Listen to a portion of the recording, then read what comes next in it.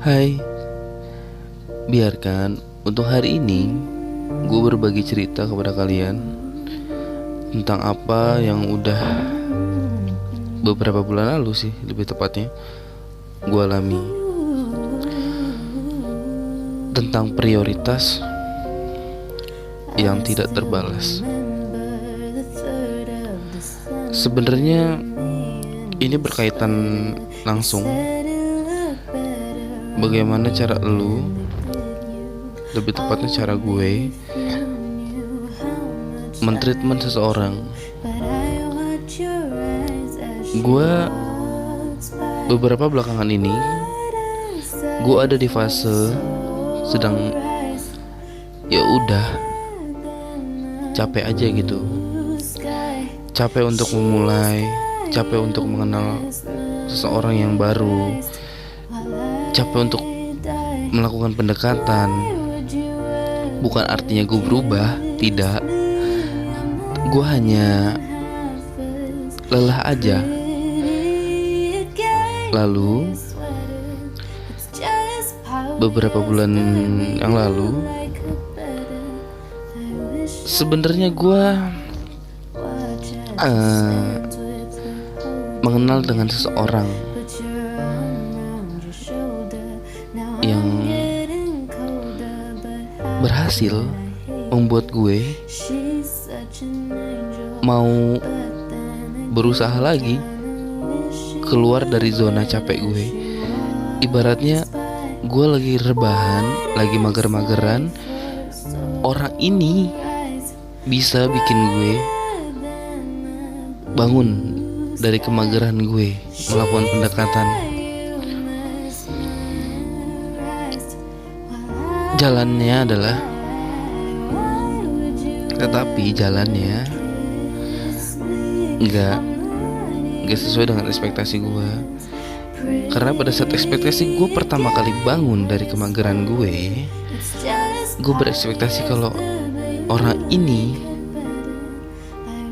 adalah yang terakhir. Tapi nyatanya tidak.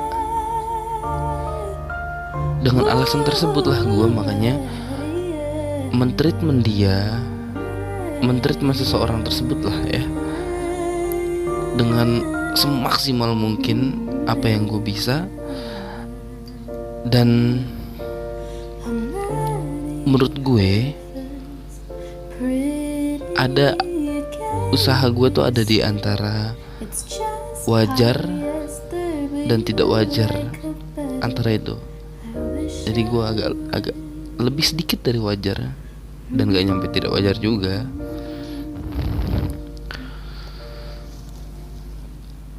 Kalau ditanya rasanya, lumayan sakit. Gue nggak ngerti harus meluapkan rasa sakit itu seperti apa. Gue nggak ngerti karena begitu tingginya harapan gue terhadap dia gitu. Gue berjuang, tapi ya udah, dianggap ya udah. Dan gue nggak tahu teman-teman di sini paham, mengerti atau enggak soal ya udah yang tadi. Karena menurut gue gini,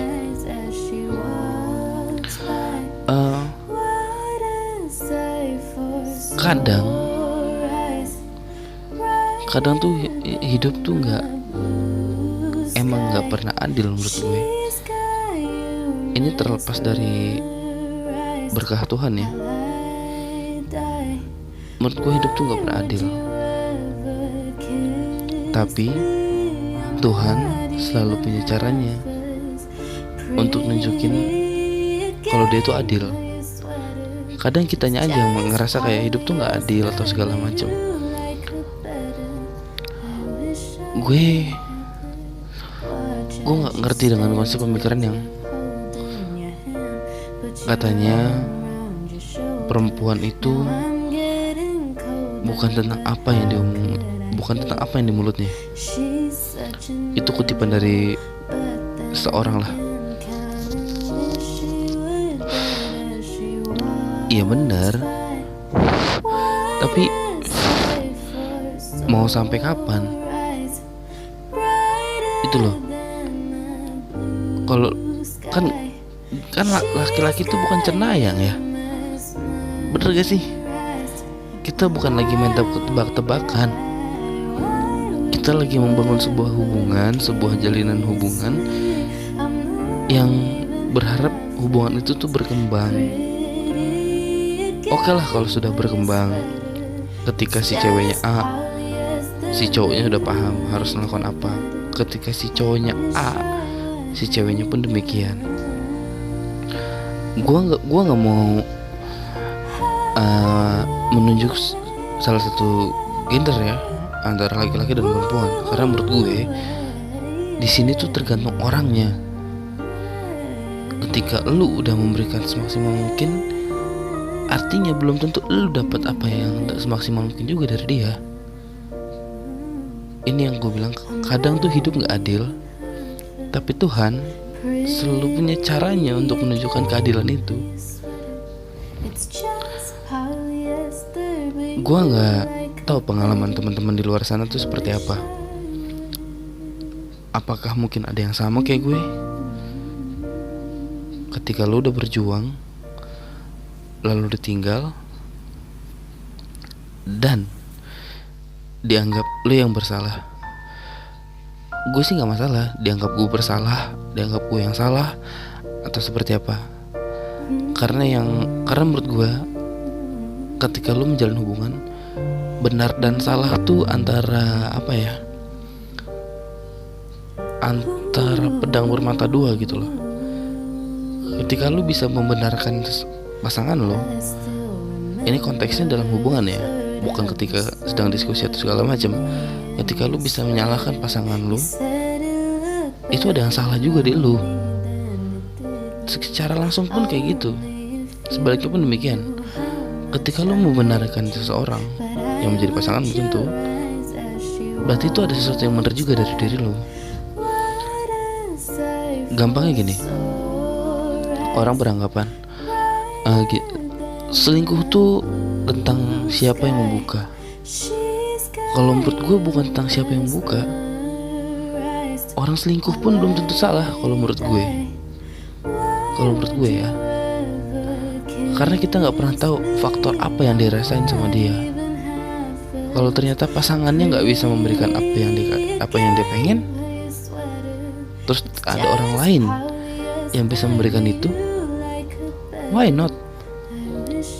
Karena pada dasarnya manusia ya seperti itu. Tapi tapi itu yang jadi trouble kadang. Rasa kepuasan, bersyukur. Sekali lagi gue tidak menyalahkan orang untuk berselingkuh.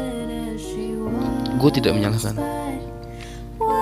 Tapi yang gue salahkan adalah why? Mengapa caranya seperti itu? Ketika lu menunjukkan ketidakpuasan lu terhadap pasangan, kenapa lu gak ngomong? Kenapa lu gak ajak diskusi pasangan lu? Sama halnya kayak yang gue alami beberapa bulan lalu soal prioritas. Kalau lu gak suka cara gue seperti itu, ya lu tinggal ngomong. Lu gak perlu mengabaikan gue. Karena menurut gue, setiap sekecil apapun masalah dalam sebuah hubungan, kalau lu gak mencoba untuk menyelesaikan itu, lama-lama akan jadi bola salju. Lu tahu teori bola salju kan? Kecil, sedang membesar lama-lama. Dan ketika itu udah jadi besar, yang tadinya masalah kecil, berdampaknya sangat luar biasa. Kalau menurut gue, oke.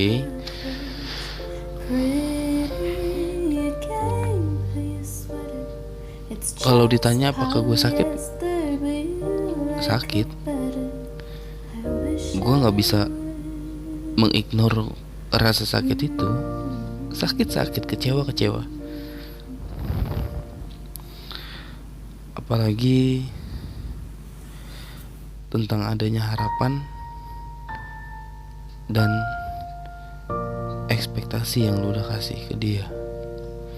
Itu juga sebagai tingkatan rasa sakit sebenarnya. Dan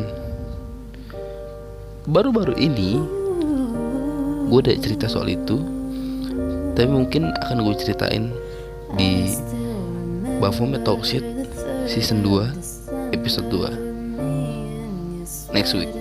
Oke? Untuk hari ini gue hanya ingin bercerita seperti itu aja. Buat temen-temen yang udah dengerin Baphomet Talk Shit dari season 1, gue berterima kasih untuk tetap stay dan menunggu season 2. Dan gue harap